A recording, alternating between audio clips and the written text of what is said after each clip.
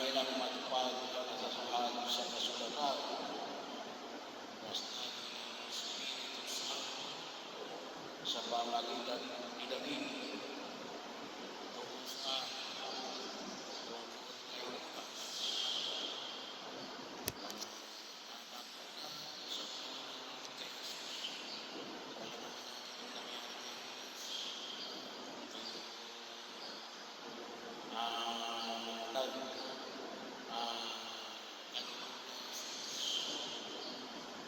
Ay paanyaya rin sa pinapaanyaya sa kanya. Basta huwag tula.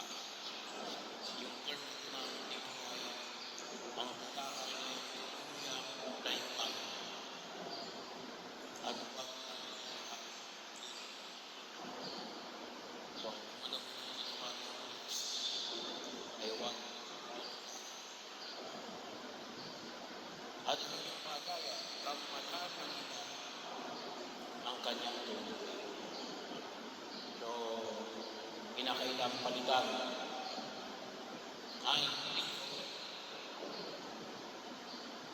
yung naghanap ng makakapalit. At ang hiniling na requirement na ni Judas na isa sa nakipamuhay kasama ng mga anak mula na binigyan siya ng baptismo. So, practically, yung pinalawan natin pag-ministry ng binigyan hanggang sa unang ang ito, dalawa ang dalawa. Yung Judas at yung na bansa na tawagin niya sa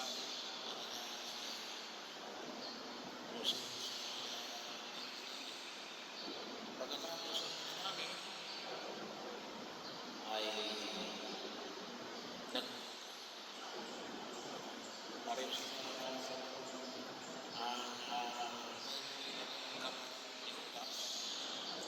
then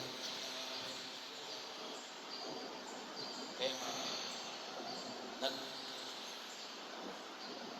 most still walang alam kung sino yung pinakamahaba kung sino yung pinakamaiksi. Ay usually yung pinakamahaba nananalo. So, elemento dito sa mga gusto kung paano si Matias ng kapatid. Ang napakaganda nakita natin sa padayan na naging kasama ng Iskula Jesus. Baka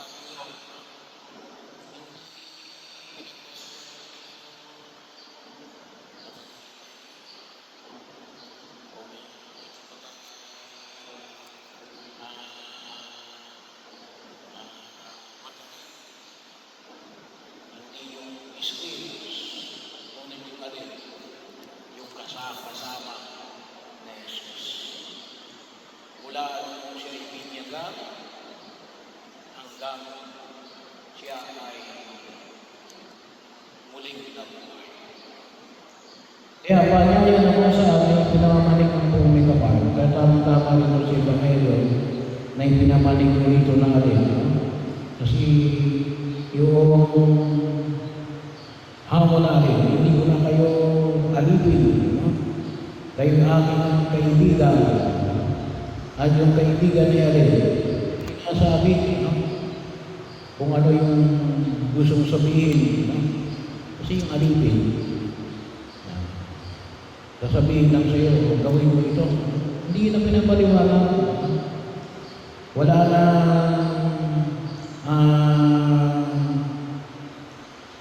pagpapahayag kung bakit ginagawa yung bagay na ito. So, kasi bakit? Alipin yun. Kung ano lang yung gusto gawin. At isa pa man kaya na pinayag niya sa siya, inuturing ko kayong kaibigan. Kasi malaman kung bakit sabi na natin, yung reason de entre. Ano yung dahilan? Bakit namin ginagawa ang mga bagay na ito? Para maunawaan lalo-lalo na yung alin. Yung misyon ay pinahayag na Jesus. At yung kanyang paanyaya na alin, na kayo ay makahati sa kagalakan na Jesus. Makahati sa kagalakan na Jesus. Bakit? Kasi naunawaan yung pagkilos. Kung bakit ginagawa yung pagkilos. Hindi lang para matapos yung gawain. Nakikita na ito ay higit sa lahat kapag pinag-usapan natin ang tungkol sa pananampalataya ay makita na ito ay bahagi ng disenyo ng pagliligtas ng Diyos. O kung tawagin natin ngayon, pagka sa katuparan ng kalooban ng Diyos. Bahagi na kung saan ay naging buhay din ni Matias. Kaya makita ko natin na lahat ng apostol, maliban lamang sa isa, ay hanggang magluwis ng buhay para sa pagsunod kay Jesus. Kaya nga, pagkatapos ko na kung saan, isa lang mo sa mga apostol, hindi na magay ng pagkamartir kasi siya ay na-exile sa Patmos. Pero yun na yung panyaya na kung saan ay naging lakas kapag isa katuparan ng Matias, yung gawain na ito, bilang bahagi ng alin, patuloy na pagpapahayag ng mabuting balita upang ang tao ay magkamit ng kaligtasan. Ang alin, katulad hindi niya maging kabahagi yung iba sa kagalakan ng Jesus. Kaya yun po yung nawa makita natin. Sabi nga ho natin, yung ating pananampalataya ay isang pananampalataya na nagiging kabahagi na rin na tayo ay tunay na makaramdam ng kagalakan ng ating Panginoon Diyos.